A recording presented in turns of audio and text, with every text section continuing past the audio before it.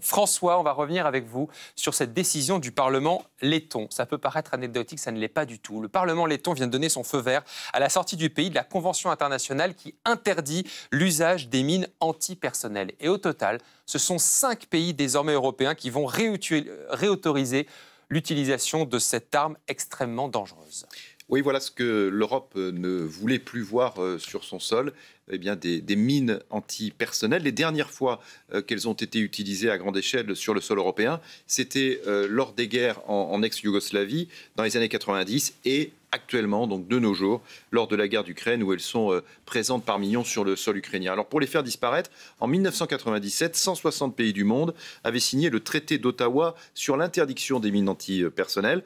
Au passage, ce traité n'a pas été signé par la Russie et ce traité est donc en train d'être détricoté. Toute l'Europe l'avait signé, mais dorénavant, la Lettonie donc, mais aussi l'Estonie, la Lituanie, la Pologne et la Finlande vont en sortir et donc autoriser la production et l'utilisation de ce type de mines. Et vous le voyez, ce sont tous des pays de la frange orientale de notre continent qui près de la Russie. Mais oui, parce qu'ils ont une frontière soit avec la Russie, soit avec la Biélorussie.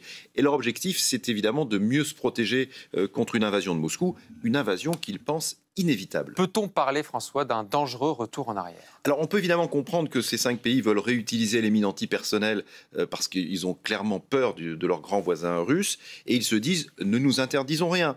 Mais c'est un énorme problème parce que ces mines restent après les conflits, et elles ne font pas la différence, on va dire, entre un soldat et un civil. D'ailleurs, chaque année dans le monde, elles font des milliers de morts et de blessés.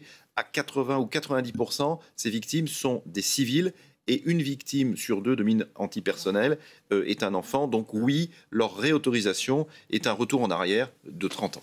Cette décision, qu'est-ce que ça prouve pour l'Europe occidentale? Alors je crois que ça prouve que cette partie du continent, cette frange orientale, a vraiment peur d'une attaque russe. Et d'ailleurs, ce sont ces mêmes pays qui construisent des centaines de kilomètres de clôtures, de murs, parfois jusqu'à 7 mètres de haut, avec ces dents de dragon qu'on voit ici à l'image, des blocs de béton pour arrêter les chars russes, avec également des fossés anti-chars.